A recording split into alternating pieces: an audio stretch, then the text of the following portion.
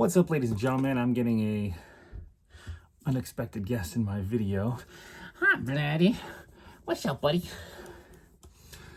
Well, let me take care of him for a bit, and then I'll get back to you. What do you want?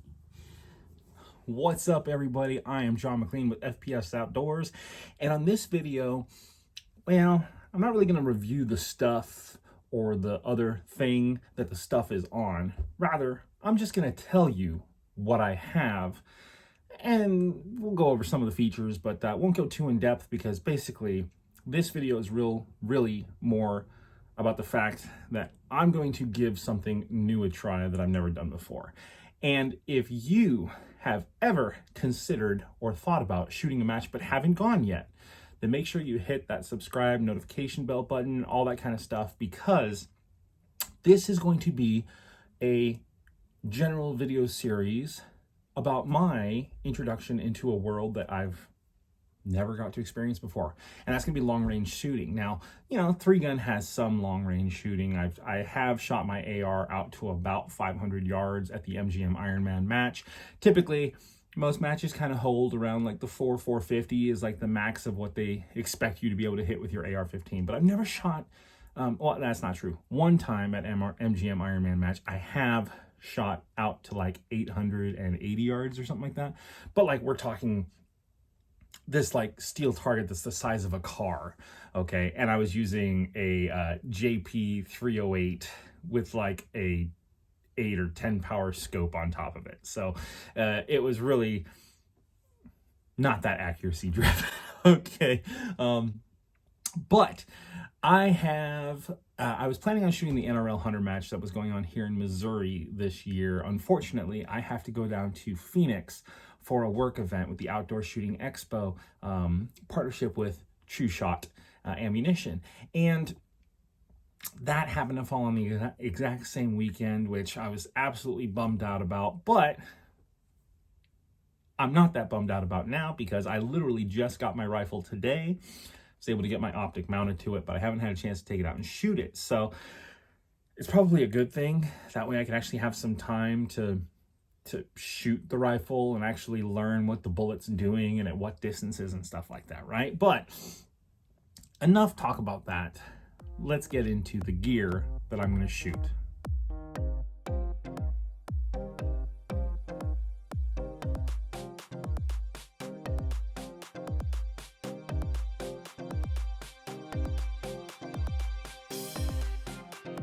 So this is the rifle that I'm going to be shooting for my first long-range competition, and I know it doesn't look like much, but we'll get to why I've picked this setup in a moment.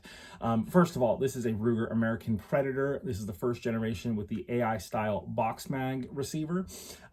This, for the cost of this rifle, which I think is about $550 roughly, MSRP, or at least what you can find at the gun store, most gun stores for, just kind of ticked all my boxes for what a good solid budget rifle could be, not just for NRL Hunter or PRS, but also for hunting. You know, I'm into hunting now, so it was kind of nice to be able to pick a platform that I was like, you know what, I'll use that for hunting as well. So that's one reason why I went with this particular platform. The other reason I went with the Gen 1 versus the Gen 2 is because you can see here, I have a threaded barrel on the Gen 1. On the Gen 2, they have their own muzzle brake that is included with the rifle. And the reason why I wanted to stay away from that was because for the NRL Hunter series, if your rifle comes from the factory with a compensator on it or some sort of muzzle device, it must stay on the rifle unless you're going to suppress the rifle. Otherwise, that's what you're stuck with. This, however, because it just has a threaded barrel, I can put whatever muzzle device I'd like on this, including a suppressor. I have no restrictions with that. So that was why I went with the Gen 1 versus the Gen 2, okay? 6.5 Creedmoor, I'm going to be shooting Armscore ELD Match. It's a 140 grain 6.5 Creedmoor bullet that we manufacture and produce. I think the bullet is actually a Hornady, but that's going to be the ammo that we are going to pair with this rifle. As far as the optic choice, this is the brand new Vortex Venom 3-15 by 44. Now, this scope retails for $649. So I've got a rifle that was roughly $550, and I put an optic on that's MSRP is $650. So in reality, this whole setup would cost you around $1,000, if not maybe even a little less, if you could get them on sale or some sort of a deal or anything like that, or even used, right? So why did I do that? Well, when I got into shooting a long time ago, I thought that you could buy your way to the championships. You could buy your way to nationals. And I learned very quickly that it mostly is the arrow, or it's not the arrow, it's the Indian, okay? I wanted to get into long range shooting. I wanted to do it for a while. I've seen reviews, I did a lot of research, and I found that this rifle, for the cost and the performance that you get, which is sub-M away from most people that I've seen that did reviews of it, I felt like it'd be a great budget starter setup for someone that maybe wanted to get into long range shooting or hunting if you want to take long range shots. But granted, please, if you're going to do that, make sure that you're getting a good hit on whatever it is that you're hunting, because Lord knows that not just is it about ruining meat with a bad shot, but you know, you want to have a very quick and swift end for whatever animal it is that you're hunting. So please be responsible. Make sure you know where your bullets are going.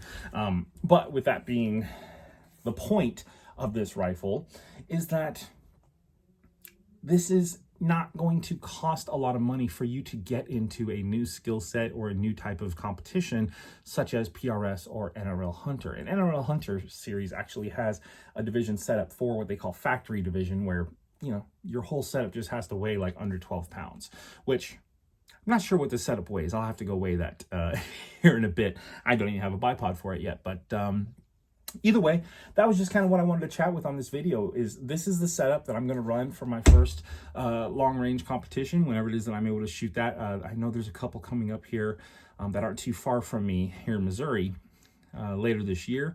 So that's why I need you to make sure you like, subscribe, and hit that notification bell button so you can be notified of when I drop the videos of me shooting those matches. But since I don't know when that is, what I can tell you is there will be another video dropping of me actually taking this bad boy out to the range, getting it zeroed, and putting it through a few paces. I'm not sure how far I'll be able to reach out with this yet. That's just going to be based on which venue I can get it set up at. But I know I'll be able to at least get 400 yards easy at one location. And then, depending how that goes, I might be able to get another location where I can get out to like 800 yards. So again, make sure you hit that like button, the subscribe button, and that notification bell so you can be notified of when those videos start dropping. I am John McClain with FPS Outdoors. Thank you so much for watching the video. And guys, if you haven't ever tried it, I encourage you, get out there, exercise your Second Amendment rights, and learn everything you can about your setup, whether or not it's handgun, rifle, shotguns, or anything like that. Go out there, find a competition, and go shoot one. I promise you, you're going to find more friendliness than you are going to find more competition for your first ever match. But with that being said, I'm John McClain. You know, I say that a lot, don't I? With that being said, I'm just going to leave it at that. I'm John McClain with FPS Outdoors. I'll catch you on the next one.